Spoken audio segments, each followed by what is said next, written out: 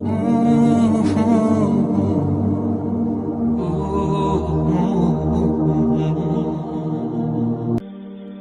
کبھار میں اس دل کو سمجھا لیتی ہوں جو چلا گیا وہ شاید میرے نصیب میں نہیں تھا، تبھی اللہ پاک نے مجھ سے دور کر دیا۔ تب ایسا لگتا ہے جیسے مجھے صبر آ گیا ہو، مگر اگلے لمحے میں کچھ نہ کچھ ایسا ہو جاتا ہے کہ دل پھر سے اسی پرانی یاد کی گرفت میں آ جاتا ہے۔ پھر ایسے لگتا ہے جیسے وہ صبر بس غم کا ایک چھوٹا سا وقفہ تھا۔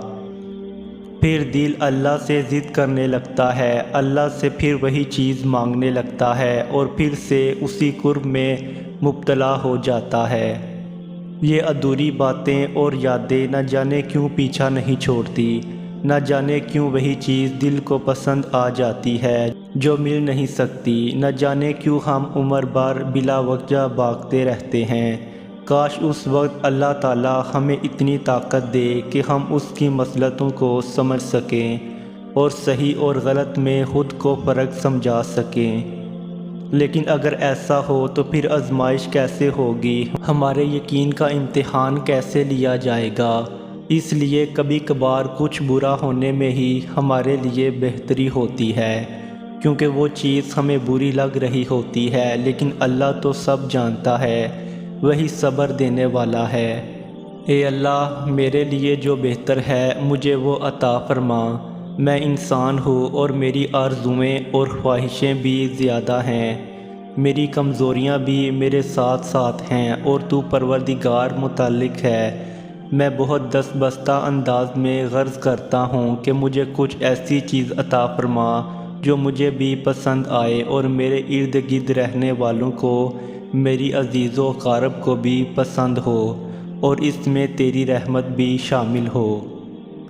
اللہ تمہاری محبت کبھی قضا نہیں ہونے دیتا جب تم اس کی محبت کو اول رکھتے ہو۔